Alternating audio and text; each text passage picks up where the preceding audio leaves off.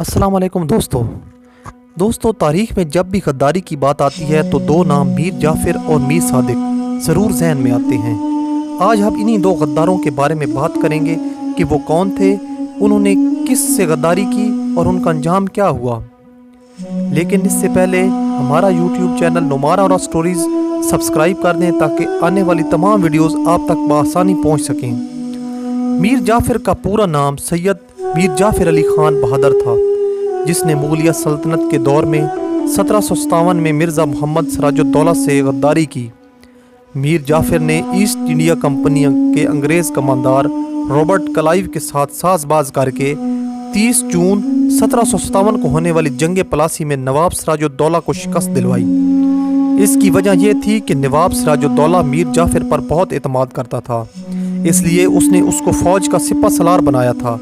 चूँकि मीर जाफ़र एक लालची और ख़ुद गर्ज़ इंसान था और उसके पास सिपा सलार का ओहदा भी था, इसलिए अंग्रेज़ों ने गद्दारी के लिए उसका इंतखाब किया और वो अंग्रेज़ों की तवक्कुआत पर पूरा भी उतरा। क्योंकि जंग पलासी में नवाब सिराजुद्दौला की फ़ौज की तादाद 5000 थी और अंग्रेज़ों की तादाद सिर्फ 3000 थी, इसलिए बग़ैर किसी अंदरूनी गद्दार के ये जंग जीतना नामुमकिन था। लिहाजा गद्दार सिपा सलार मीर जाफ़र ऐन जंग शुरू होने से कबल अक्सरियत फ़ौज को दूसरी तरफ ले गया और इस तरह नवाब सिराजुद्दौला को शिकस्त का सामना करना पड़ा। मीर जाफ़र को बंगाल का हुक्मरान बना दिया गया, मगर वो ज़्यादा अरसा ज़िंदा ना रह सका और 1765 में मर गया और अपने आने वाली नस्लों के लिए गद्दारी का स्याह दाग छोड़ गया। इसके बाद बात करते हैं मीर सादिक की। इस गद्दार ने भी मीर जाफ़र से कोई सबक ना सीखा और मीर जाफ़र के मरने के 33 साल बाद शेर मैसूर टीपू सुल्तान से गद्दारी का मुर्तकिब हुआ। अंग्रेज़ चूँकि पहले ही मीर जाफ़र की गद्दारी की वजह से सिराजुद्दौला को शिकस्त दे चुके थे, इसलिए उन्होंने टीपू सुल्तान को शिकस्त देने के लिए गद्दार की तलाश शुरू कर दी। लिहाजा इस बार उन्होंने टीपू सुल्तान के वज़ीर मीर सादिक का इंतखाब किया।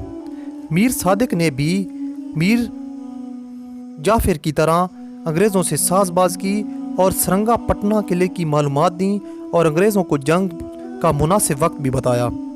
मीर सादिक अपने सुबाइयों को तनख्वाह देने के बहाने दिवाई पोजीशनों से हटाकर दूसरी तरफ ले गया और जाते जाते किले का दरवाज़ा भी बाहर से बंद कर दिया और अंग्रेज़ों ने तोपों से हमला कर दिया और यूँ टीपू सुल्तान बहादुरों की तरह लड़ते हुए शहीद हो गए।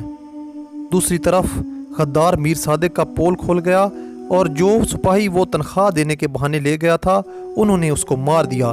कुछ मौरखीन कहते हैं कि उसको बाद में अंग्रेज़ों ने मार दिया था। बहरहाल हकीकत जो भी हो, ये गद्दार भी अपने आने वाली नस्लों के लिए गद्दारी का स्याह दाग छोड़ गया।